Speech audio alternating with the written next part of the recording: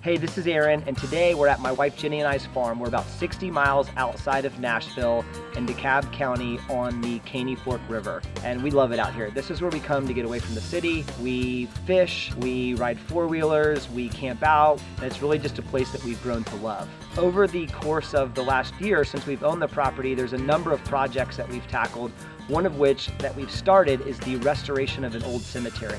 When we bought the property, we knew that there was a historic cemetery with some grave sites that go all the way back to the late 1800s or early 1900s, but it was overgrown and really so dense that we couldn't even walk through it. We were trying to figure out, what do we do? How do we make this a space where we can honor the families that were laid to rest here, but also be a place for us to be able to enjoy and preserve that part of history. So after a lot of conversation back and forth, it was my wife's idea that we hire the company Shenanigoats. Shenanigoats, originally a goat landscaping company. The latest fitness craze is goat yoga. Goat yoga is so popular here in Nashville. Kids parties, bachelorette parties. We had seen Shenanigoats events and some of their landscape projects advertised around the neighborhood, and they are known as the premier goat landscaping company in the area, in addition to their goat yoga classes that they do and goat events. So we were excited to be able to use their services. One of my questions when we started into this process is, would the goats stay there all night? Would they come back each day?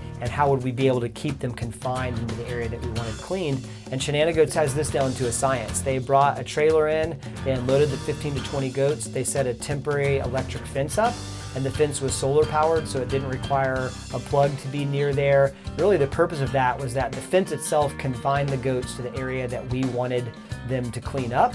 And the fact that it was electric at night, since we were in the country and there's things like coyotes and bobcats and other animals, it prevented the goats from being distracted or bothered by another animal. And one of the representatives actually stayed out at our property. She set up a tent and she camped in the evenings, and that way she was able to watch the goats and make sure that they stayed in the confined area and that there were no problems during the process. It took them 5 days. We had about 15 goats at the property, and we could have had someone come out with a skid steer or a small piece of machinery. We could have had a landscape company come out and spray the area with chemicals and then come back and clean everything up, and that may have been a little bit cheaper. But we had Shenanigoats come out, and for just under $2,000 they completed the project, and it was certainly a lot more environmentally friendly and a lot more fun.